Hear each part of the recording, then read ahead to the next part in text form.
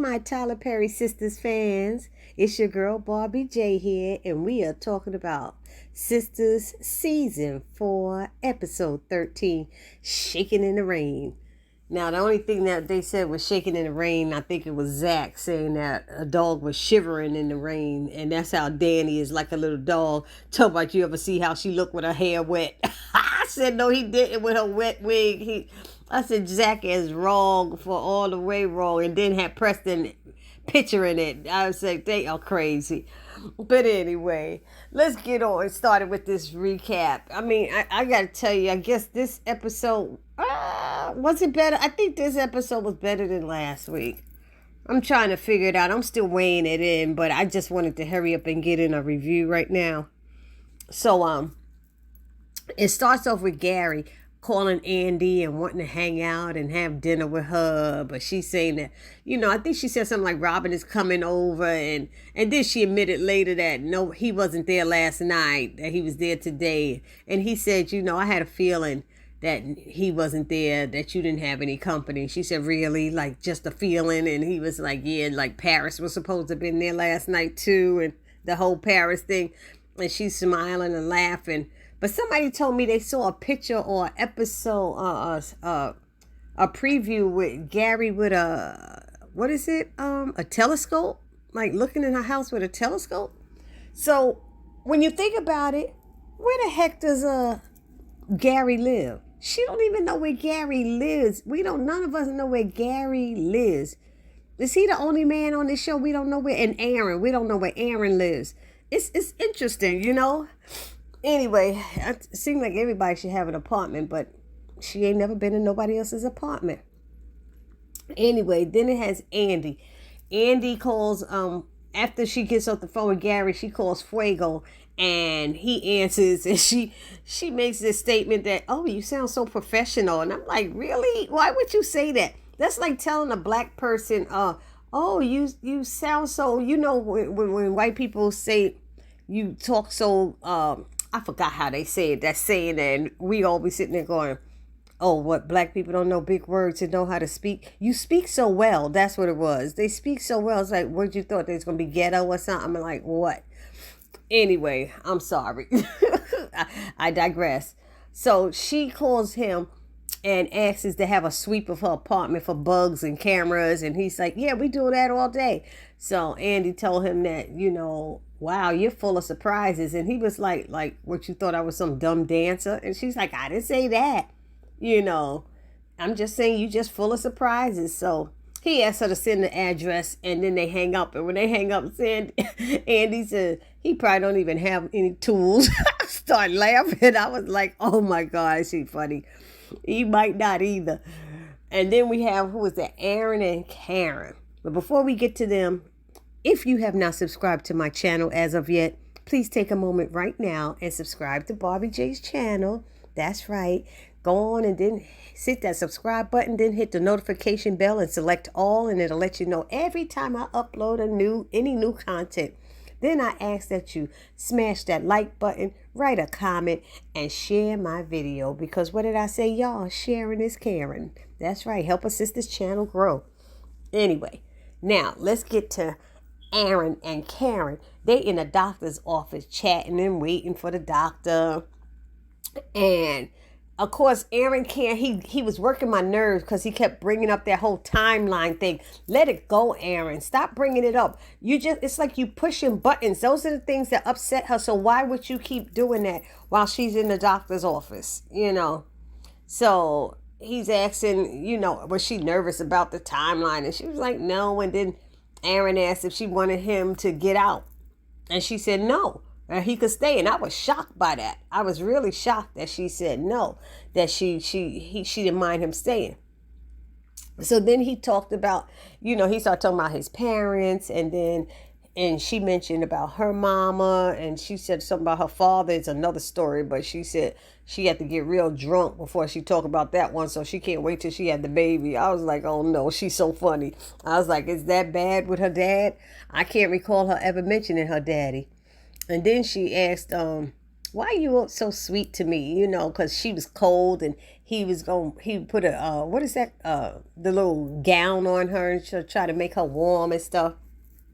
And I think that's how they started it, where she was saying, um, I mean, he was saying, I can't help it if my mama raised me right, but he told her, she says that a lot, or asks him that a lot, why is he so sweet on her? But that's his reason. His mama raised him right, he said.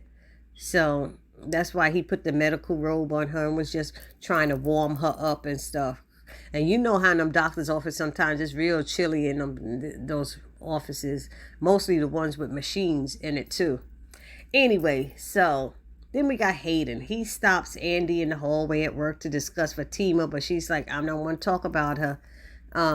But then not before she asks him how long he's known Gary, and he's smirking, kind of saying for a few years and stuff. And we all know he met Gary through Fatima. And not even that, when he came back from seeing Gary, he told Fatima that Gary was an a-hole. He's a real a-hole and he didn't like him.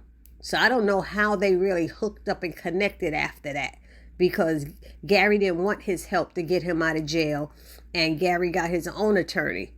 But he never let Hayden help him. And then Hayden blocked Gary one time when Gary was going after Andy.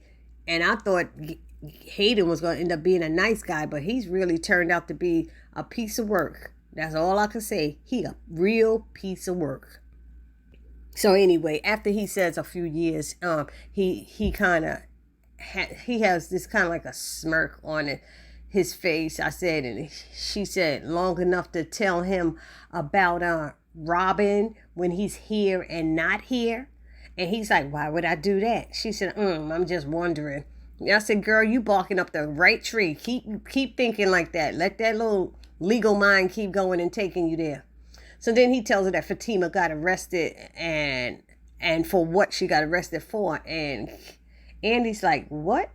And then he said, I'm going to meet with the partners and let them know that she's a hazard to them all. She's a liability and she needs to be fired and all this stuff.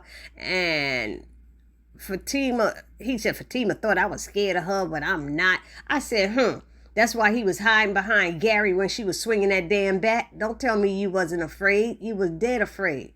Else you would have jumped her in and stopped her. So anyway, she lets him know that he started this. You know, Andy said, you started this. And that it's going to backfire on him. He's like, yeah, whatever, we'll see.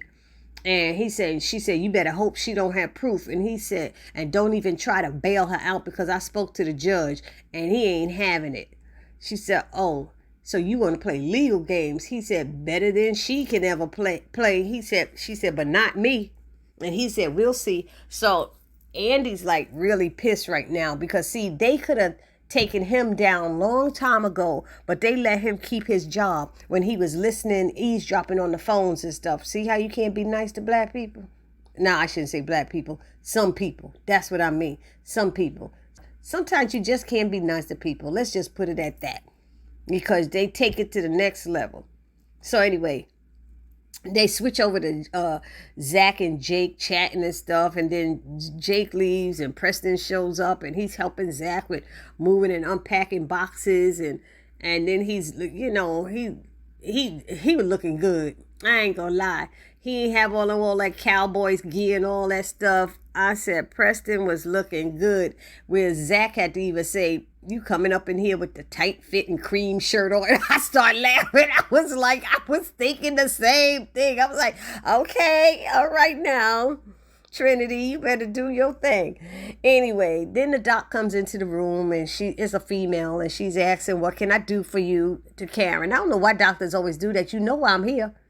So what's going on with you today? You know, that's what they do. But anyway, Karen explains that she, you know, took the home pregnancy test and needs to know how far along she is. And the doc said that Aaron will be an amazing father. And Aaron's over there cheesing and laughing and everything. And I'm sitting there going, I do not like how Aaron is acting. All that smiling and rushing to find out results and all that stuff. Instead of making it clear that he might not be the daddy. You know, because that's why Karen was like, wait, hold up, wait a minute. You know, because he'll make a wonderful father. And he's like, you see what she's saying about me? I was like, oh, you're making me want to barf. Okay, right now, I want to barf, Erin. You're doing too much for me. Anyway. And then it switches over to Dani at the airport, and she sees, I forgot that guy, the trafficker, the one who's trying to save the traffic, because I don't know why I forgot his name. Anyway, I guess because he ain't that important right now. You ain't right. BarbiJ ain't right. I'm sorry. Anyway, but he was getting emotional after getting 3 girls back home to their parents and stuff, and everybody's hugging and crying, and they so happy to see each other. And when he tries to, Dani comes over there and was talking to him, and he tries to walk away, and she asks, where you going? And he said, well, you don't want to talk to me. And she said, look, I'm here. I just want to apologize to you for, standing you up. And I want to take you out to dinner, but you got to pay. He's like, what? How's that taking me out to dinner? She said, look, that's how I do it. So anyway, she said she's been a bit of a biatch, and he's like, nah, not you. And we laughing and stuff. But she was like, yeah, a little bit. And so she said she was going through some things. So they discussed getting to know each other better. And he said this time he going to pick her up instead of sit and wait for her to arrive like before. And she was like, okay, maybe, she said maybe that will help save me on some gas. And they both said it's a win-win. I was like, that is true. So anyway, then we got Zach and Preston. They finishing up in Zach's house. All of a sudden we see furniture, and there's a kitchen in the corner. That kitchen wasn't there last week. I'm sorry, but there's a kitchen in the corner. The furniture's arrived, and it was finally, we get to see what the space was going to be and what it looked like. See, if we had seen pipes sticking out earlier, we would have known a kitchen was going to be there, but I couldn't see it. So anyway, Zach tells Preston how happy he is with Fatima, and Preston says something, and Zach is looking at him like, you not jealous, are you? And he said, nah, I'm like really happy for you. You deserve it. So he said, things will work out between you and Dani. She's a good girl, he said. That's what Zach said about Dani. She's a good girl. I know her, He told her that Dani is just scared. He said, that's how Fatima was. You know how women are. They say all that, yeah. But that's the mechanism, the defense mechanism, he said. So anyway, he mentions Dani is like a dog shivering in the rain. You ever see that when her wig gets wet? And that's when I fell out laughing. And anyway, so he was using that as an analogy to trying to, get Preston to understand. But Preston wasn't really getting it. So then Zach did end with Dani is worth it, bro. And I was like, oh, that's cool. So he told him, he said, make sure you tell Fatima I helped you get it together. And I had to leave. And he said, I will not. So Zach gonna take credit for doing all of himself. Anyway, then we got Zach calling Fatima and leave a message asking where she at. She has to call him back. He got a surprise for her. He gonna take her out to dinner. Then he gonna take her to the surprise. Okay, let me know where you at on all that. And he hung up. And that was them for the day. Then we got Andy. She go to see Fatima, and she is pissed at her. She's like, what the hell? But she said, but I'm looking at confident Fatima now got her head held down instead of up. And I didn't like that. I didn't like that because she always holds her head up, and now her head is like down, and I could just see her getting the script, and they telling her, put your head down, feel that. But I didn't like it. Anyway, what's that all about? I want to know. Somebody tell me in the comment section. What's that all about? Okay, she's in jail. She went a bit too far, whatever. But holding your head down, I don't know.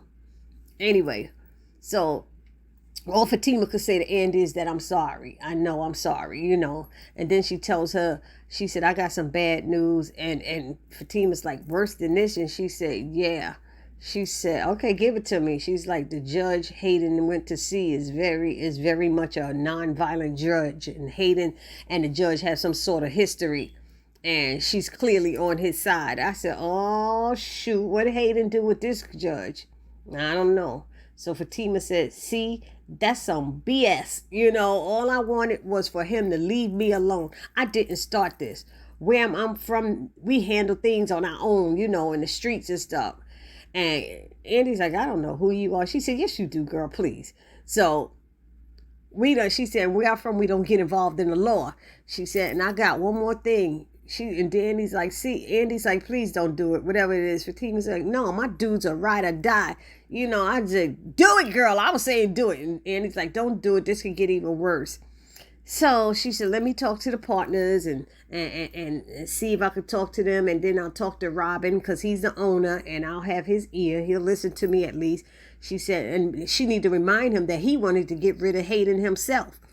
And she said, I need to try to arrange bail for you.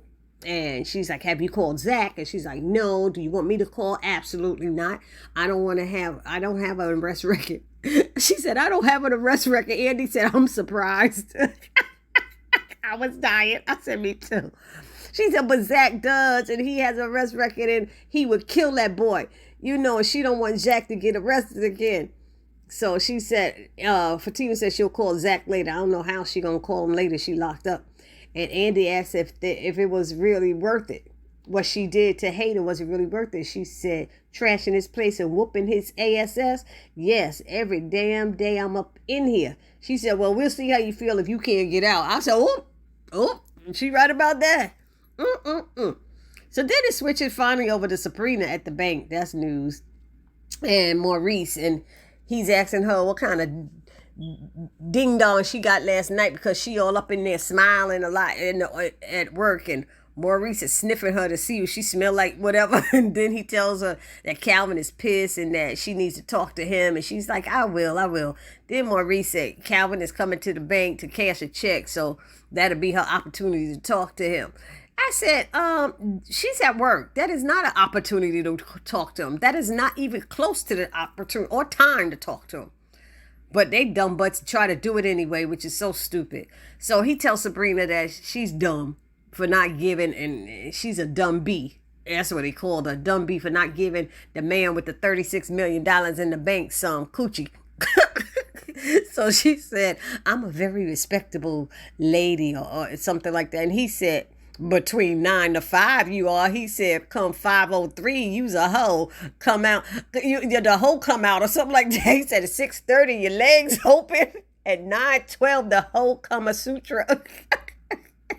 He said at midnight in the damn bat cave or something. I don't know what he was saying. He was just making up stuff at that point. Then he said she was glowing in her church gown. I said, oh my God, that yellow dress was not a church gown, but it was not very flattering either. And like I said, I hate that it might be a designer. It might even be a black designer, but whoever has been dressing her in Sabrina in seasons 3 and 4 need to be shot. I'm telling you, they need to stop it already. Stop dressing her like a little hag. So anyway, that gown I would not wear to church. So he continues to mess with her, and he reminds her that she reminds him it's not about the money. He's like, just stay with broke ass Calvin then if that's the case. But then it's that she says that bail made me feel like a princess. He said, oh, now yeah, Cinderella or something. He said, yeah, I was like, I just kept laughing at him because he just was acting so silly. But then the flower delivery guy comes in, and Maurice is like, who they from? And he's reading the card over her shoulder, and he said, oh, it's from your new suitor. And she said, he's not a suitor. So I'm like, then what is he? What's wrong with saying suitor? He's trying to go after her. I don't know if he wants to marry her yet or not, but I don't know. But then the truck is full of, the guy tells him that the truck is full of flowers, and Maurice wants one of the flowers, but she calls Bio. She's like, no, let me call and see what's going on. And she's smiling as she talked to him, and he's saying, as soon as she called, he said, you can't say no. And she's like, I have a small office and a small apartment. He said, then fill them all up with flowers and stuff. And she's like, can't we just donate them to maybe like a local hospital? And he agrees and says okay. And he said, but under one condition, that I get to see you tonight. And she's like, it's a weeknight. And he's like, I won't have you out late. I promise to have you in bed by 11. I said, She was like, in my bed and alone? He was like, of course, that's what I meant. And he chuckled and stuff. Says, you know what I mean. So he asked to speak to the delivery guy, and the delivery guy gives him the instructions and tells him he's going to give him a big tip, and delivery guy's excited. And then Sabrina keeps 2 of the big bouquets, and Maurice keeps one, and a delivery guy said, oh, right. He said he's going to get a big tip. Anyway, so Calvin comes in later, and Sabrina sees him and offers to help him. And he says, No, I think Maurice got me. And then he says, nice flowers. Who they from? Because I was wondering why he said that, but she had a rose in her hand and was messing with Maurice with it when Calvin came in. So that's how that started. Because I was like, the flowers could have belonged to any woman in that bank. I didn't know what he was doing. Anyway, yada yada yada with them because he says, she said it's from the guy last night, and Calvin asks, do you like him? And she's like, I just met him. And he's like, so he humiliated me and you take his number? And she's like, you started that. And I was like, yada yada yada yada. Calvin leaves, and then Q comes into the bank with flowers for Maurice. And his dumb behind still had the card in it. And Maurice is like, no, give it here. And he pulls the card and it says to Sabrina, thanks for a good night. And he's shaking his damn head. So what did you do, Q? Steal it off the truck? You stole it from the guy who was bringing the flowers back? It don't even make no sense. You can't. It just was ridiculous. So Maurice was like, just go. He's like, look, I'm trying to make it right. He said, go.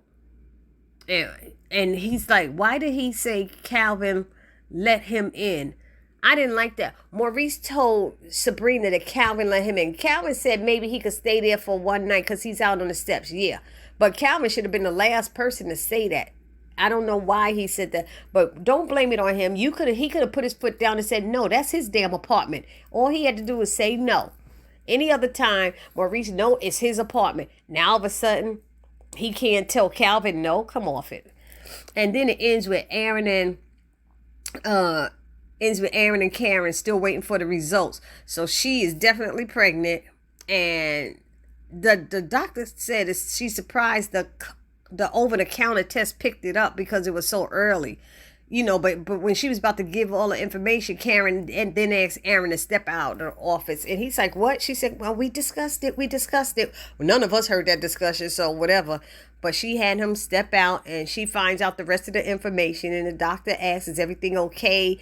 And she said, are you and Erin dating? And she told her no. She's, But we learned that she's barely 4 weeks pregnant. So she doing that math in her head, and she not liking it. And she banged the doggone table. She's upset. So that's how it ended. Y'all know. That's all I got for today. We gonna talk about the previews in another video that we saw, because I want to see all the previews that's going to be popping up over the next couple of days. Okay, so I will see you in the next video. This your girl Barbie J saying peace.